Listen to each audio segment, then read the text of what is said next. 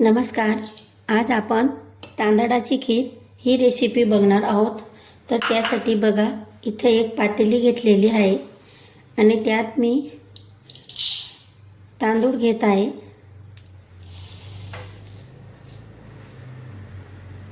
मी इथं 1/4 कपचा 1.5 कप असा तांदूळ घेतलेला आहे. आणि बघा, त्या तांदूळला मी 2 ते 3 वेळेस पाण्याने स्वच्छ धुवून घेतलेला आहे. आता त्यांना आपण पाणी घालून भिजू देणार आहोत. मी तांदूळसोबत काही काजूसुद्धा भिजत घालत आहे.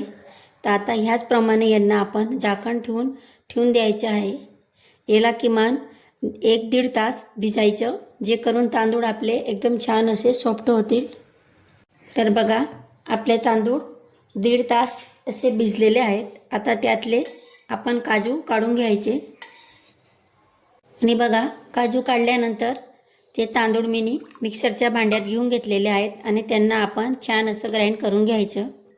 आणि बघा, ते ग्राइंड झाल्यानंतर आपल्याला ज्या भांड्यात खीर करायची त्याच भांड्यात आपण जे तांदूळचं पेस्ट तयार केलेलं आहे त्याला पाणी घालून ग्राइंड करायचं, जे करून ती असं तयार होईल.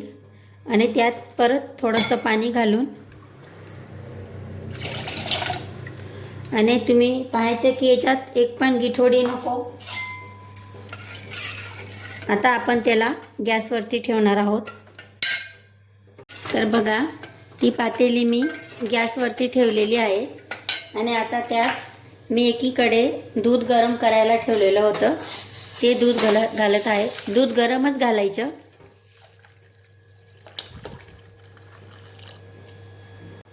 दूध घातल्यानंतर आपण एकसारखी ही चाष्टी हलवत राहायची आणि आपण जे तांदूळची पेस्ट करून घातलेली आहे ती शिजून जायला पाहिजे तेवढी तिला शिजवायची. त्यासोबत ती शिजत आपली खीर घट्टसुद्धा होते. पण खीरची पातेली गॅसवरती ठेवल्यानंतर आपण तिच्याजवळनं सरकायचं नाही, नाहीतर ती ओतू येते.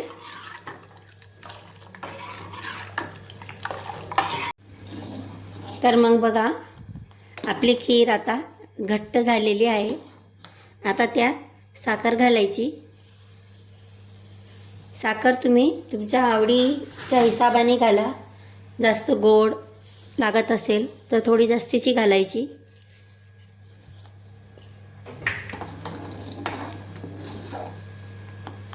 आणि साखर पण पूर्णपणे आता याच्यात वितळून घ्यायची. त्यानंतर बघा, जे आपण काजू भिजत घातले ते सोबत ती पेस्ट घालायची.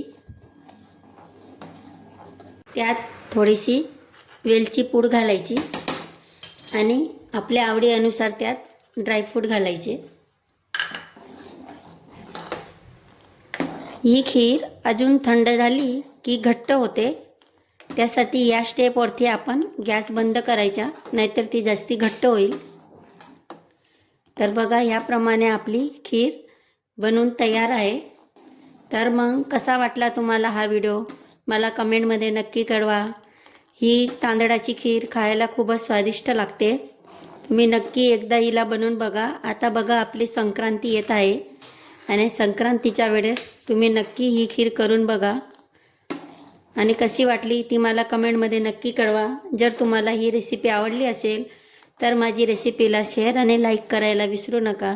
चॅनलला सबस्क्राईब करायला पण विसरू नका. आणि व्हिडिओ पाहण्याबद्दल धन्यवाद.